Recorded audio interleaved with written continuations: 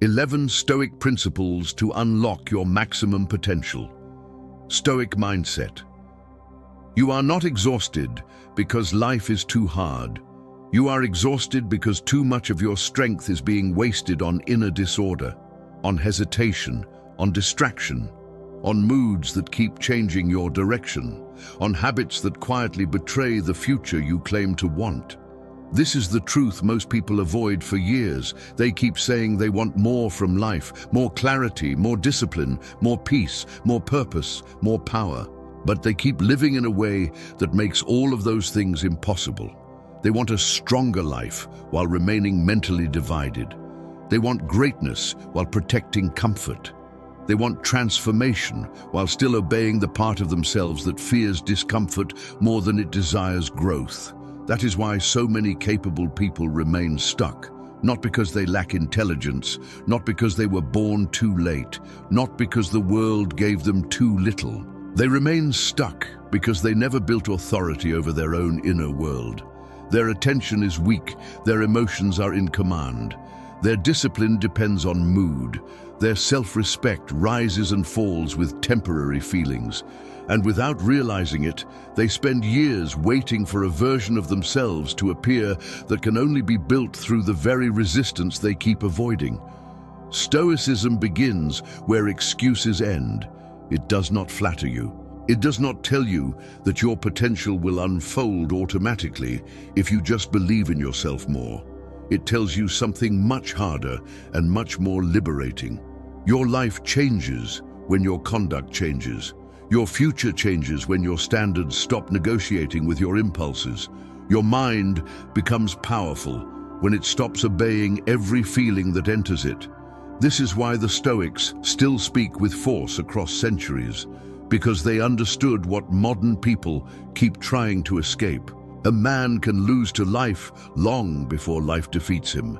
He loses when he becomes soft with himself, when he keeps making private agreements with weakness, when he keeps choosing immediate relief over lasting dignity.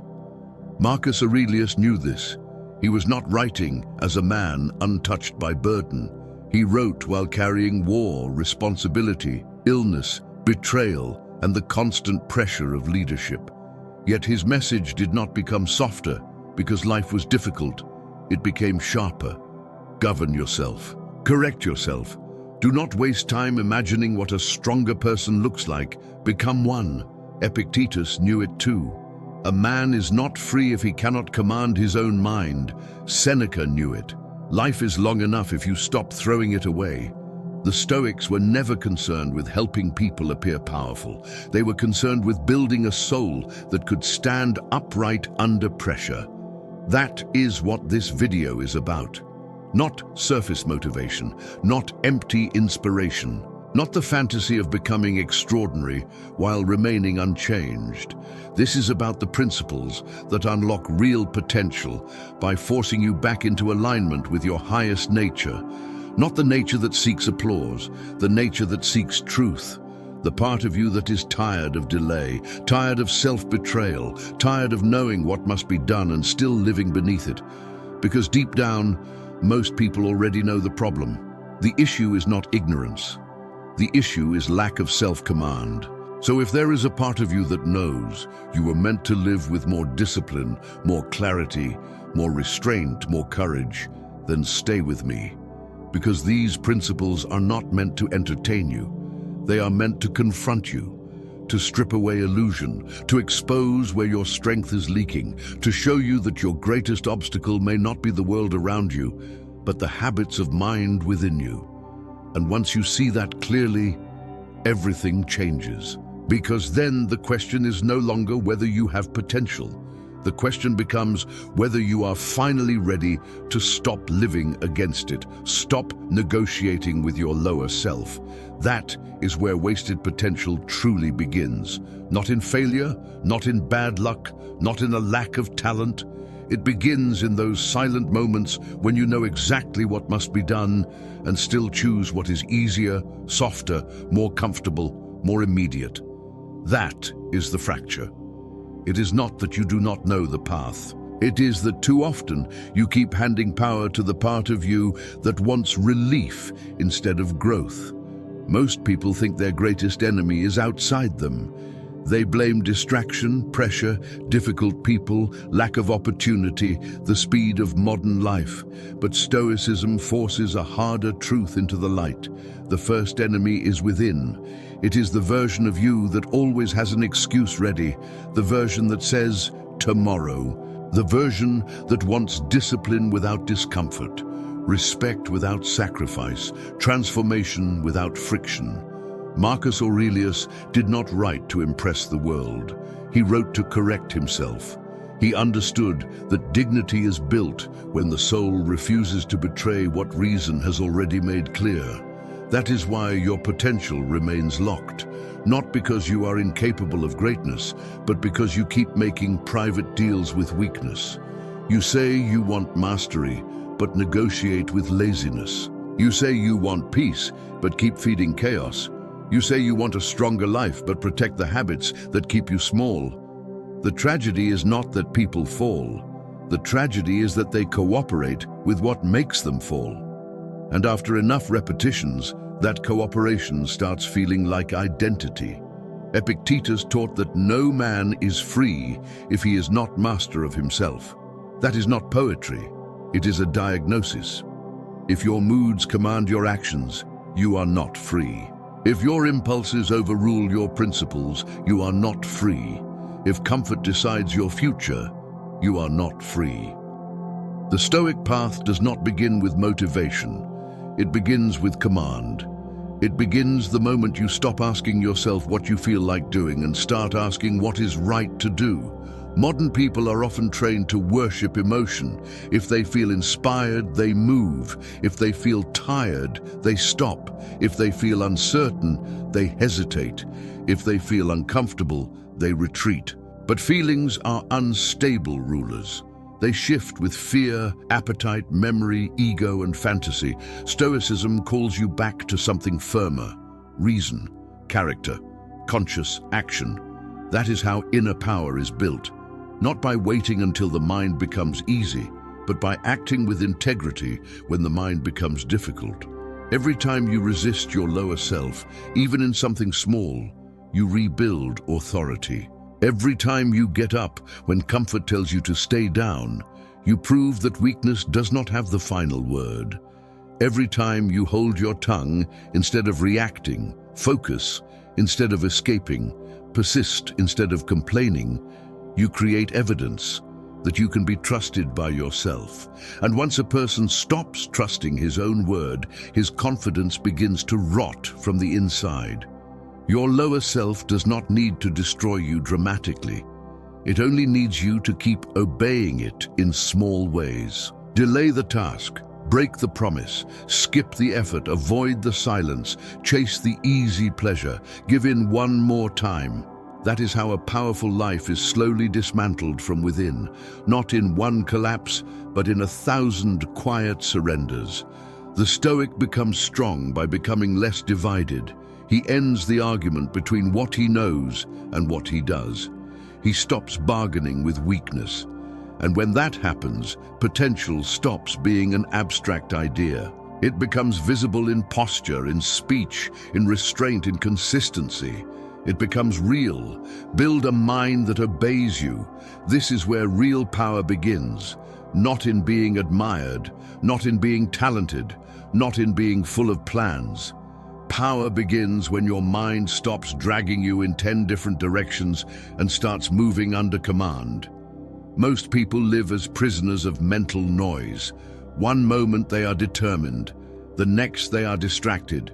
1 hour they want growth, the next they want escape. Their thoughts are not serving them. Their thoughts are ruling them, and a person ruled by an undisciplined mind can never sustain greatness, because his own interior keeps sabotaging whatever he tries to build. Stoicism does not ask you to destroy thought. It asks you to govern it.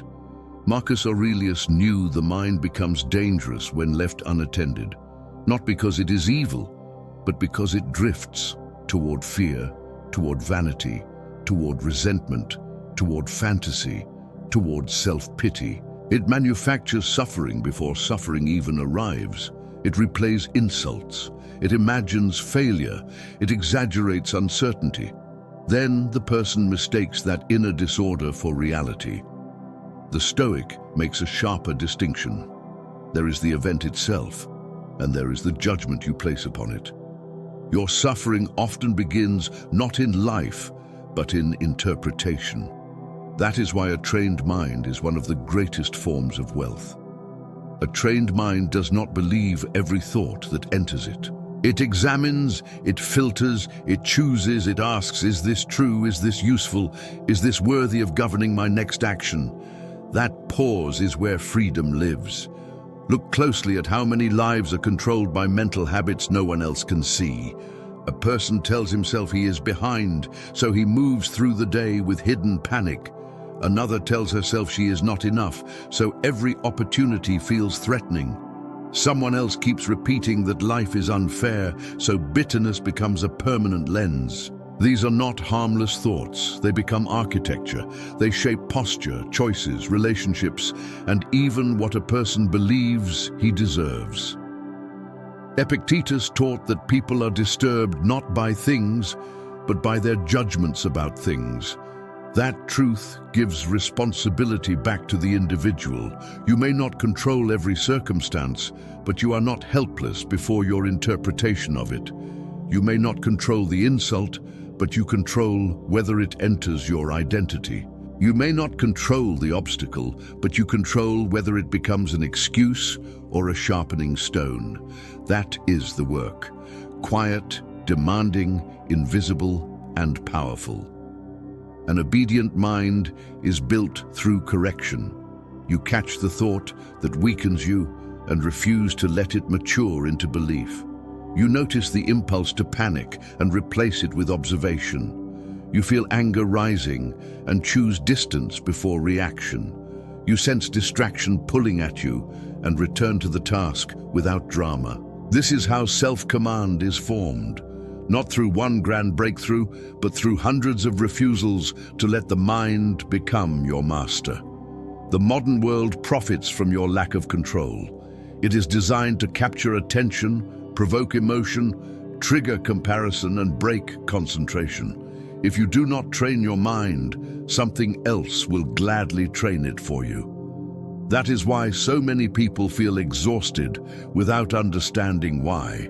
Their body is not always the thing that is tired. Their mind is overstimulated, overexposed, overreactive. It has been taught to chase novelty and fear silence. Then, when it is time to build something meaningful, they discover they cannot hold attention long enough to honor their own intention. A mind that obeys you changes everything. Decisions become cleaner. Attention becomes sharper. Emotional storms lose some of their power. Discipline becomes less theatrical and more natural. You stop feeling like two people fighting inside one body. You begin to experience what the Stoics understood deeply. Peace is not found by controlling the world around you. It is found by ruling the world within you. Detach from the need to feel ready. This is one of the most dangerous illusions ever sold to the human mind. The belief that before you act, before you change, before you begin the work that could transform your life, you must first feel confident, certain, inspired, prepared. That belief has ruined more potential than failure, rejection, or difficulty ever did. Because while people wait to feel ready, life keeps moving, time keeps passing, opportunities keep closing. The stronger version of them remains trapped behind hesitation. The Stoic does not ask whether he feels ready. He asks whether the action is right. That single shift changes everything. It takes authority away from emotion and returns it to judgment. Most people live the other way around. They start only when fear is low. They commit only when doubt becomes quiet, but fear rarely disappears before action. Doubt does not politely leave the room, because your future depends on it. If you build your life around emotional readiness, your life will always remain fragile and delayed. Marcus Aurelius had no luxury of waiting to feel prepared for the burdens placed upon him. He faced war, disease, betrayal, fatigue, and mortality, yet his message remained clear. Do what is in front of you with seriousness, clarity, and dignity, not when you feel perfect. Now. That is the Stoic posture. To stop asking life for a softer entrance and begin standing where you are, with the strength you already have, even if it feels insufficient. The need to feel ready is often just fear wearing a respectable mask. A person says he is waiting for the right moment, but what he usually means is that he is waiting for a moment that does not challenge his insecurity. He is waiting to act without risk, to begin without discomfort, to move without exposure. But growth has never worked that way. Every meaningful step begins before you feel equal to it. You become ready through action, not before it. That is why so many people remain stuck in preparation mode for years. They consume information, rehearse conversations, overthink strategies, imagine outcomes, and call it progress. But deep down, they know the truth. They are not preparing. They are postponing the moment they must confront themselves, because action reveals what thought can hide. Action exposes fear. Action exposes weakness. Action shows whether your values are real or merely admired in theory. Epictetus taught that no great thing is created suddenly. That includes courage. That includes confidence. That includes readiness. These things are built in motion. The first time you do what scares you, your voice may shake, your mind may resist. Your instincts may tell you to retreat. But if you remain and act anyway, something begins to change. You collect proof. You teach yourself that discomfort is survivable. You weaken the old belief that fear must be obeyed. The person who needs to feel ready stays dependent on internal weather. When confidence is high, he moves. When confidence is low, he disappears. His progress becomes unstable because it is tied to sensation instead of principle. Stoicism cuts through that instability. It says your duty does not disappear because your feelings changed. What matters remains what matters, whether your emotions cooperate or not. Detach from the fantasy that readiness is a feeling you must acquire before you begin. Readiness is forged by obedience to what matters. It is built by showing up before you feel impressive, before you feel fearless, before you feel certain. The disciplined person is not the one who always feels prepared. He is the one who no longer treats emotional comfort as a condition for action. Turn difficulty into proof of growth. This is where the Stoic mindset separates itself from the modern mind. Most people see difficulty as an interruption, a sign that something is wrong, a signal that the path may not be for them. The moment effort becomes heavy, the moment progress slows, the moment resistance appears, they begin to question everything. Their commitment weakens. They interpret friction as failure. Stoicism teaches something far stronger. Difficulty is not always the enemy. Often, it is evidence that you have entered the exact territory where transformation begins. A weak mind wants everything smooth. It wants clarity without confusion, discipline without sacrifice, growth without pressure, respect without testing, success without discomfort. But nothing strong is built that way. Strength is not developed in ease. It is revealed in strain. Marcus Aurelius did not become who he was because life protected him from adversity. He became who he was because he learned to meet adversity without losing his center. War, plague, betrayal, political pressure, personal grief. He did not ask for a lighter existence. He asked for a stronger soul. That is the reversal Stoicism demands. Stop asking why things are so difficult. Start asking what this difficulty is forcing you to strengthen. Modern people are trained to avoid discomfort quickly. Every inconvenience becomes a complaint. Every delay becomes frustration. Every obstacle becomes a reason to lose balance. But that pattern creates fragility. The more you organize your life around the avoidance of difficulty, the weaker your inner world becomes. Then when life inevitably becomes hard, you collapse under weights that a stronger mind could have carried.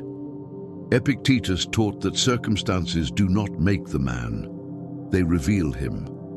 Difficulty is a mirror. It shows what rules you when pressure rises, whether you are governed by reason or by impulse, whether your peace depends on outcomes or on character. That is why difficult seasons can become valuable, not because suffering is pleasant, but because it strips away illusion. It forces honesty, it reveals attachments, it burns off weakness that comfort allowed to remain hidden. Many people want the image of strength but avoid the process that produces it.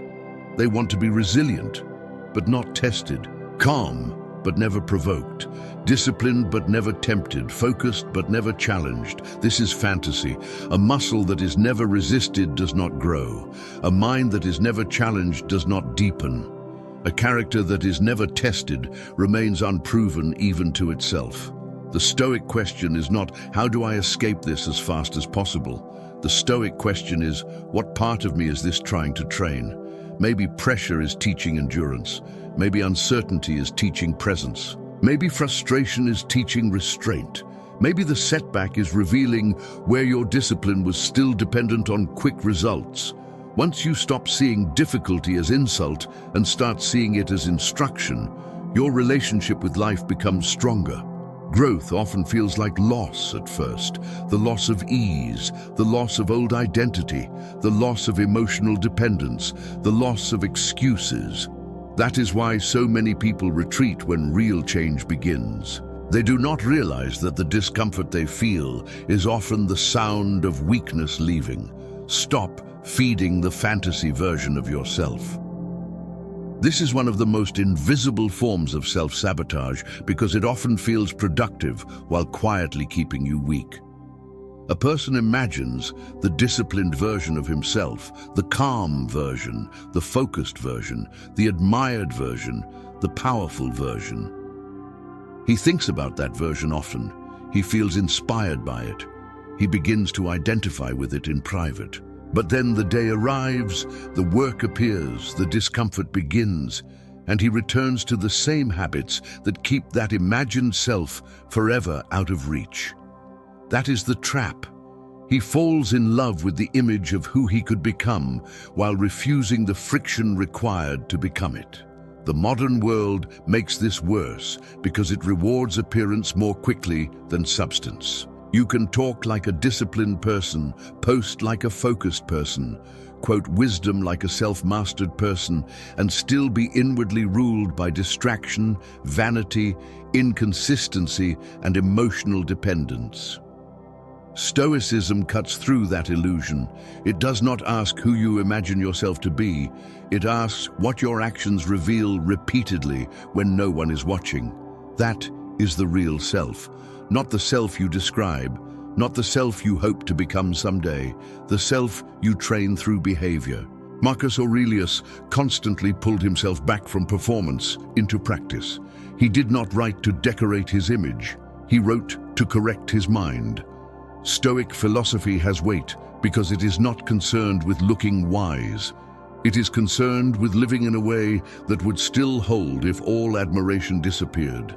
The fantasy self is seductive because it protects you from reality. In fantasy, there is no repetition, no boredom, no messy beginning, no setbacks, no exposure. In fantasy, your future self is composed, respected, certain, and powerful. But fantasy removes the most important part of transformation, the confrontation between your values and your habits. It lets you feel close to change without paying the cost of change. Epictetus would force the matter back to embodiment.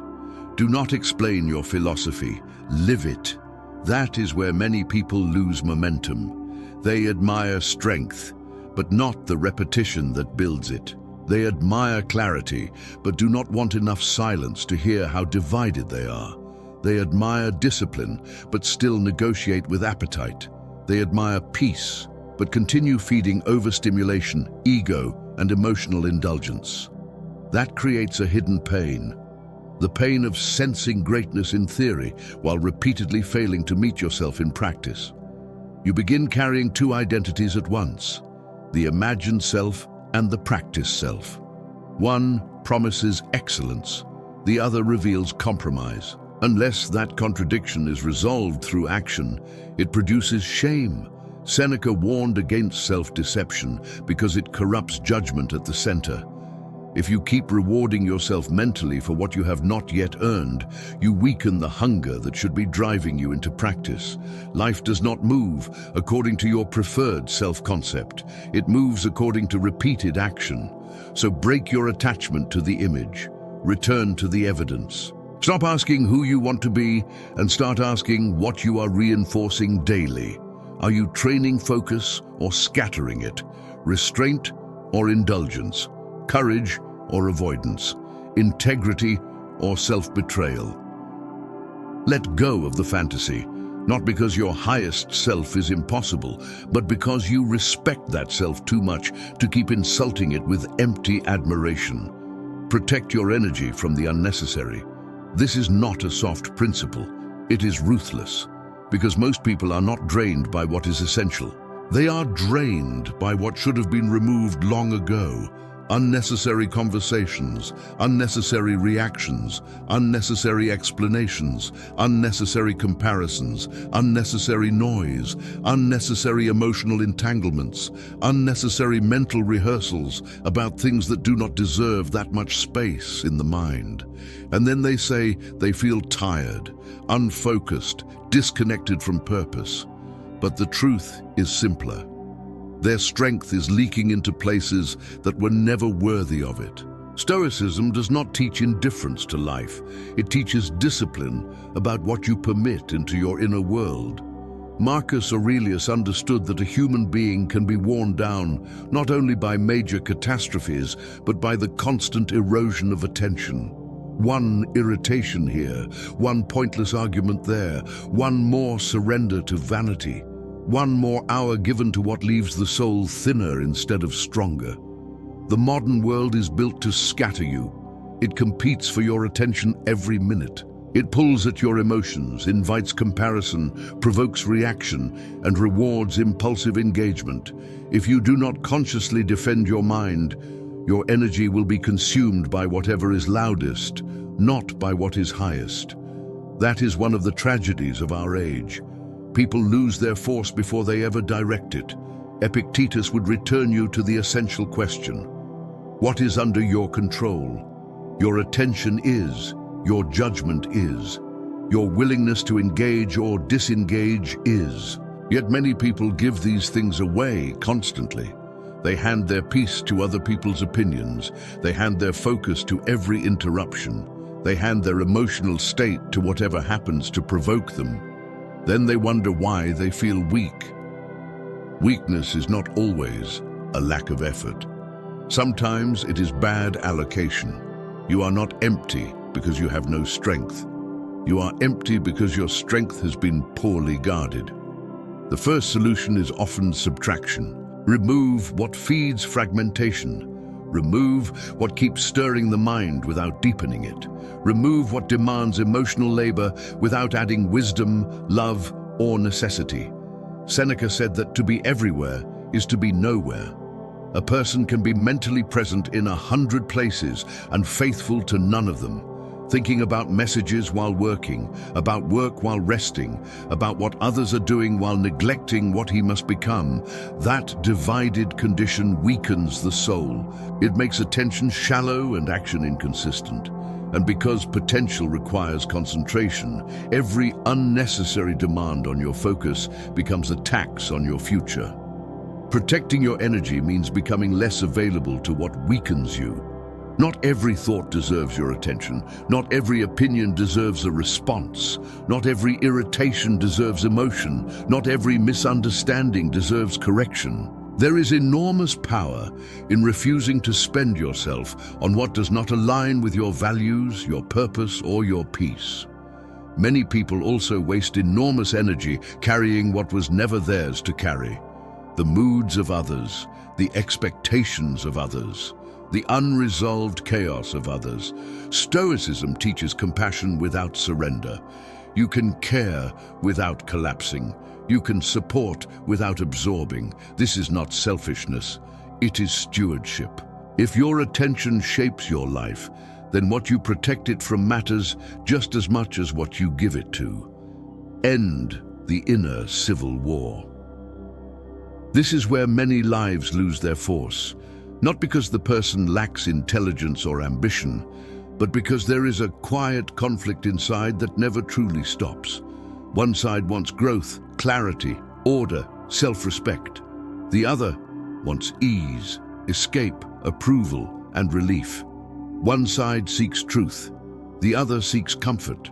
One side knows what must be done. The other keeps delaying it, softening it, negotiating with it. Because both sides are being fed, the person lives divided. Outwardly functional, inwardly fractured. Capable of progress, yet never fully at peace. A divided mind cannot move with full strength.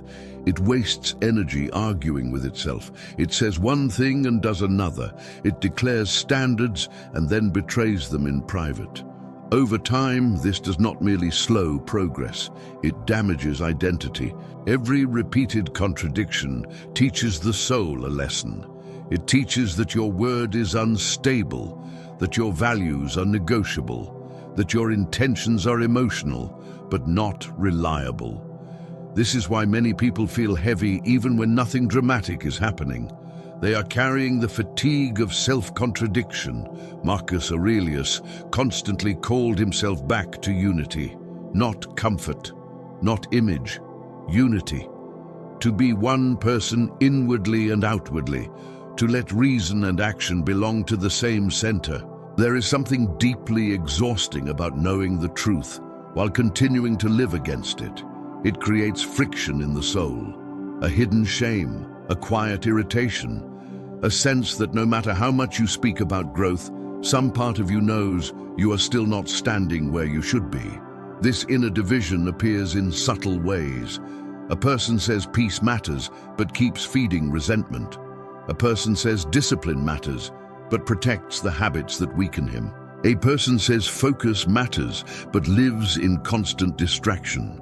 A person says self-respect matters, but keeps tolerating what damages his dignity. The war is not always loud. Often it is quiet. A daily split between what you claim to honor and what your behavior continues to strengthen. Epictetus would say that no person becomes free while remaining a servant to inner contradiction. Freedom is not just independence from outside forces. It is the condition of no longer being ruled by competing loyalties within. If one part of you is trying to build a higher life while another part remains attached to what keeps you low, you will feel unstable no matter how successful you appear. Seneca understood that to live wisely, a person must become internally coherent. That means your judgments, priorities, and conduct begin to align. You stop admiring what you are unwilling to practice. You stop worshipping one standard in speech and another in private behavior. This is not about perfection. It is about integrity, the slow strengthening of a life in which your values are not merely spoken, but reinforced through repetition. How do you end the inner civil war? You stop trying to keep both worlds. You stop asking whether the lower version of you can stay comfortable while the higher version of you still emerges. It cannot. At some point, a choice must become clear. You either continue feeding what weakens you, or you begin starving it. Peace does not come from balancing both sides forever. Peace comes when one side stops getting your permission. Train yourself to endure being misunderstood. This is one of the hardest disciplines for the modern mind because so much weakness hides behind the desire to be seen correctly, appreciated quickly, and approved by everyone in the room. Many people say they want freedom, but what they really want is permission. They want to grow, but only in ways that do not disturb anyone. They want to become more disciplined, more self-respecting, more focused, more inwardly strong, while still remaining easy to explain, easy to accept, easy to applaud. That contradiction keeps people small. The moment your peace depends on being understood by others, you hand your center to forces you do not control. Stoicism breaks that dependence. You are not here to manage the interpretations of every person around you. You are here to govern your own conduct. Marcus Aurelius lived under constant judgment and scrutiny, yet his writings return to the same task. Stay true to reason, stay faithful to what is right. Let people think what they will if your conscience remains clear. The need to be understood often looks innocent, but underneath it usually carries fear. Fear of rejection, fear of isolation, fear of being seen as cold when you are simply becoming more boundaried. Fear of being called selfish when you stop abandoning yourself for the comfort of others. Fear of being judged when your standards rise and your life no longer fits the expectations of people who benefited from your confusion. Human beings are social, but the Stoic insight is that belonging purchased through self-betrayal is too expensive. If you must shrink your clarity, soften your convictions, and dilute your discipline just to remain acceptable, then what you are keeping is not harmony. It is dependence. Epictetus taught that if you want to improve, be content to be thought foolish by others. That cuts directly against vanity. Can you remain calm when your silence is called weakness? Can you remain focused when your distance is called arrogance?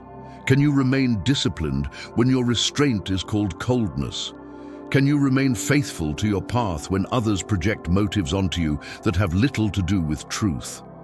Many people lose themselves through social adaptation. They explain too much. They apologize for their standards.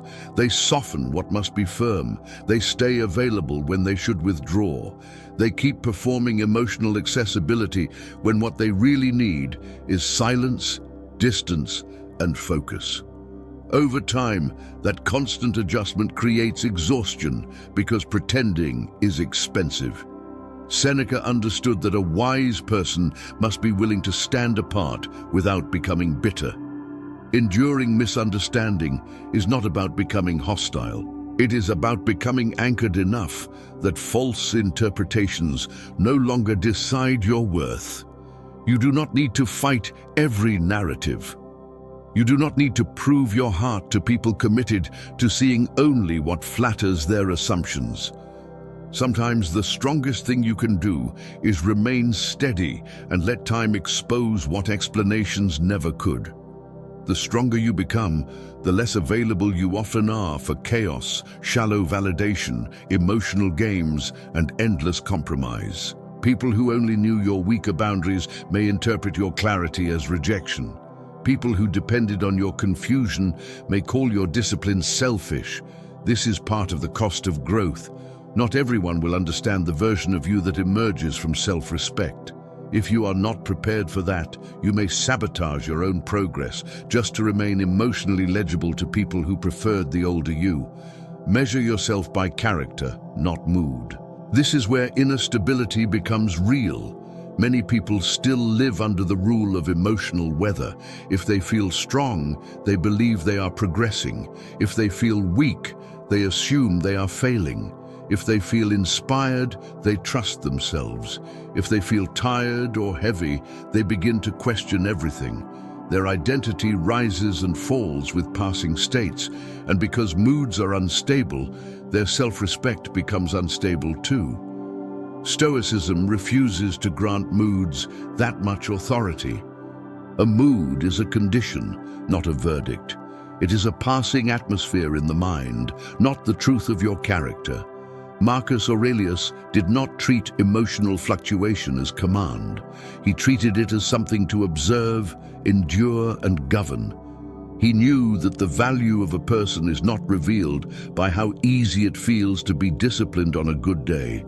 It is revealed by whether he remains faithful to what is right when his inner state offers him no comfort at all. The modern person is often taught to identify too closely with feeling. If I feel lost, then I must be lost. If I feel inadequate, then I must be inadequate. If I feel unmotivated, then this must not matter anymore. But that way of living turns temporary states into ruling truths. It makes a person fragile because every shift inside becomes a threat to direction. The Stoic asks a stronger question. Regardless of how I feel, what does this moment require from my character? That question changes the center of gravity. It moves life away from mood management and toward moral clarity. Because character is proven by consistency. It is proven when you remain honest under pressure, calm when provoked, disciplined when resistant, patient when frustrated, focused when scattered. Epictetus taught that your power lies in how you use what is within your control. Mood is not always fully within your control, but response is, conduct is, choice is. That means even in a low state, a restless state, a discouraged state, you still possess the ability to act with dignity. You do not need to feel powerful to be honorable. You do not need to feel peaceful to act from principle. Your mood may be unstable, but your conduct does not have to become unstable with it. Many people unconsciously use mood as permission. When they feel good, they work. When they feel off, they excuse what they know must still be done. Over time, standards become flexible, promises become conditional. The person stops trusting himself because he knows that as soon as discomfort appears internally, commitment begins to weaken. That is not just a productivity problem, it is an identity problem. Seneca warned that the soul must not become the servant of pleasure or pain. Mood belongs to that same field. If you obey it blindly, you become a servant to inner fluctuation. But the Stoic sees through this. A cloudy day in the mind is still a day in which truth remains true. Duty remains duty. Self-command remains necessary. What matters does not lose importance, because emotion changed its tone. Begin measuring yourself differently. Not by whether every day feels powerful, but by whether your conduct remains honorable when the day feels heavy. Not by whether you always feel calm, but by whether you keep returning to self-command when agitation rises. This is how deep confidence is built. Not through emotional perfection, but through repeated evidence that your values do not disappear when your mood changes. Treat time as a moral test. Most people think of time as neutral, a resource, a schedule, a calendar, something they hope to use better someday. But Stoicism sees it more severely. Time is not just something you manage, it is something that reveals you. It shows what rules your mind, what weakens your will, what you truly value when no one is forcing you, watching you, or praising you. A person can say he values growth, peace, discipline, truth, and purpose, but how he uses time exposes whether those values are real or decorative. Marcus Aurelius never wrote about time as if it were abundant. He wrote like a man who understood that life was vanishing while people kept behaving as though they had endless chances to become serious. That is one of the hardest truths to face. Intention does not stop the clock. Plans do not preserve your days. Time keeps moving, and in that movement, it quietly judges the life you are building through habit. That is why time is a moral test. Every hour asks a question. What is governing you right now? Purpose or impulse? Clarity or distraction? Discipline or appetite? Courage or avoidance? Presence or escape? These questions do not arrive as grand speeches. They arrive in ordinary moments. When you wake up, when boredom appears, when discomfort enters the task, when your phone pulls at your attention, when fatigue offers you a softer path. The modern world encourages a dangerous illusion. That wasted time is a small mistake as long as it feels harmless. A few hours lost here, a day blurred there. Another week spent half present. Another month moved through without real intention. Nothing dramatic seems to happen, so the soul stays calm. But that calm is deceptive. Because time does not always punish you loudly.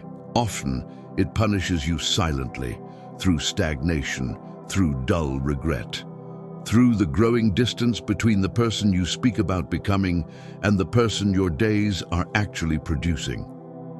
Seneca saw this with extraordinary clarity. People protect money, property, and status, yet hand away their time with astonishing carelessness. They allow interruption to invade it, addiction to consume it, vanity to decorate it, fear to postpone it, confusion to scatter it. Then they speak as though life denied them the chance to become more. But life often gave the chance. It was simply dissolved in moments that felt too small to matter. Mastering time is not merely about productivity. It is about self-respect. It is about becoming someone who no longer treats life as infinitely renewable. Someone who understands that each day is either strengthening his soul or thinning it.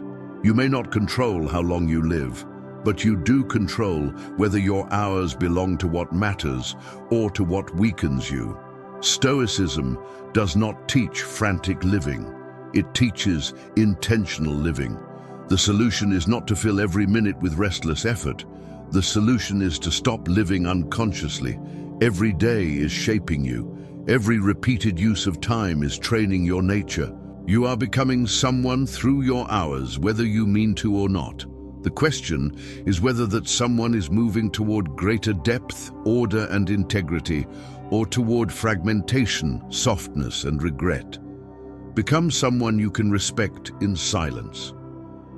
This is where the Stoic path reaches its deepest test. Not success, not status, not influence, not admiration.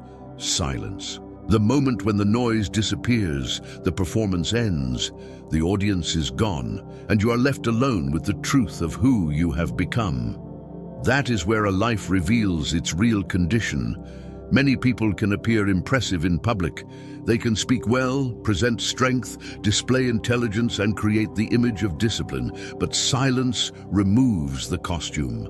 Silence asks whether there is substance beneath the appearance. Whether your private self can live peacefully with your private choices. Whether your conscience stands upright when there is no applause to lean on. The world teaches people to chase recognition before self-respect. To build an image before building a center, to sound deep before being honest, to appear disciplined before mastering desire. Stoicism reverses that order. It says the first victory is inward. Marcus Aurelius understood that no praise from the world can repair a man who has lost authority over his own soul. That is why his writings feel so severe and clean. He was not trying to impress history. He was trying to remain worthy before his own reason. Silence is frightening for many people because it is honest. It does not flatter. It does not distract. In silence, you feel the weight of your habits, the truth of your motives, the quality of your discipline, the integrity of your conduct. You see where you are still divided, where you still seek shortcuts, where you still betray what you know. That is why so many fear stillness, not because stillness is empty, but because it reveals too much. Epictetus would press the matter with force. What kind of person are you becoming when no one is there to reward you? That question cuts deeper than ambition, because a person's real nature is not shown only in visible achievements. It is shown in the quality of choices made in obscurity, in the refusal to lie when lying would be easy, in the discipline to do what matters when nobody would notice if you failed, in the restraint not to indulge every appetite simply because privacy made it possible. Many people suffer because they are trying to feel good about themselves without first becoming trustworthy to themselves. They want confidence without integrity, peace without correction, pride without discipline. But the soul is not easily deceived. It knows whether your standards are real or theatrical. It knows whether your words are stronger than your impulses. It knows whether your values remain alive in private or only survive in public. Seneca understood that the wise life is one that can endure its own witness. The highest reward is not applause. It is inward permission to be at peace, to sit in a room alone and not need noise to escape yourself, to review the day and know that even where you failed, you did not hide from truth. This kind of self-respect cannot be bought or performed. It must be earned in the invisible places where character is formed. To become someone you respect in silence, you must stop living for borrowed eyes. Stop making choices primarily to be seen, approved, validated, or admired. The Stoic does something harder. He places his worth in alignment with virtue. He asks whether his conduct is just, restrained, courageous, and truthful. He asks whether he is becoming less ruled by impulse, vanity, fear, and appetite. These questions cannot be answered with appearance. They require evidence. They require life. And this is the real unlocking of potential, not merely becoming more productive, more admired, or more outwardly accomplished.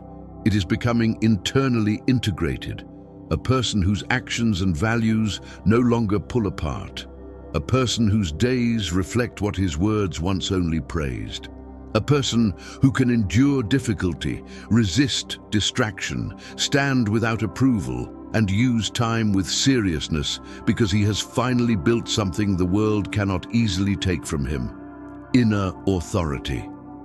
Your maximum potential was never locked away by fate, by lack of talent, by bad timing, or by the difficulty of life. It was locked behind a mind that had not yet been fully governed, behind habits that weakened your word, behind emotional dependence that kept delaying action, behind distractions that stole your force, behind contradictions between what you claimed to value and what you repeatedly practiced. This is the truth Stoicism forces you to face. The obstacle was never only outside you. Much of it was the part of you that kept refusing the discipline required to become stronger. That is why these principles matter. They are not motivational ideas. They are laws of inner power. Stop negotiating with your lower self. Build a mind that obeys you. Detach from the need to feel ready. Turn difficulty into proof of growth. Stop feeding the fantasy version of yourself. Protect your energy from the unnecessary. End the inner civil war. Endure being misunderstood. Measure yourself by character, not mood. Treat time as a moral test. Become someone you can respect in silence. These are not separate lessons. They are one path, a path of returning authority to the place where it always should have been, within. Most people spend their lives trying to improve results without correcting the self that produces those results. They want better outcomes while remaining mentally undisciplined. They want peace while feeding what disturbs them.